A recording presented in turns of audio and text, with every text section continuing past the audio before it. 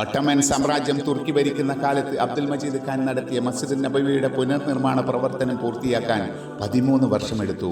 ചുമരുകളിലും കുബ്ബകളുടെ ഉൾഭാഗത്തും മറ്റും ആയത്തുകളും ഹദീസുകളും എഴുതുവാനും അലങ്കാര പണികൾക്കുമായി പിന്നെയും 3 വർഷമെടുത്തു. മസ്ജിദ് നബവിയുടെ മുൻഭാഗത്ത് ഇന്നും നിലനിൽക്കുന്ന ആ കെട്ടിടത്തിന്റെ ചുമരുകളിലും മറ്റും അന്യാദൃശ്യമായ ആ ലിഖിതങ്ങളും ചിത്രപ്പണികളും ഇപ്പോഴും കാണാം. ചരിത്രത്തിൽ ആദ്യമായി മരം ഉപയോഗിക്കാതെ കൽത്തൂണുകളിൽ കുബ്ബ പണിത് മച്ച് നിർമ്മിക്കപ്പെട്ടത് ഈ സമയത്താണ്.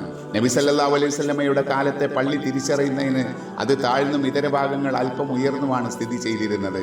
ഉയർന്ന ഭാഗം താഴ്ത്തി എല്ലാം ഒരേ വിധാനത്തിലാക്കിയതും പകരം നബി സല്ലല്ലാഹു അലൈഹി വസല്ലമയുടെ കാലത്തെ പള്ളി തിരിച്ചറിയാൻ അന്ന് പടിഞ്ഞാറ് ഭാഗത്തുണ്ടായിരുന്ന ചുമരിന്റെ സ്ഥാനത്തുള്ള ഒരു വരി തൂണുകളുടെ മുകളിൽ ഇത് നബി സല്ലല്ലാഹു അലൈഹി വസല്ലമയുടെ പള്ളിയുടെ അതിർത്തിയാണ് എന്ന് അറബിയിൽ എഴുതി വെച്ചു.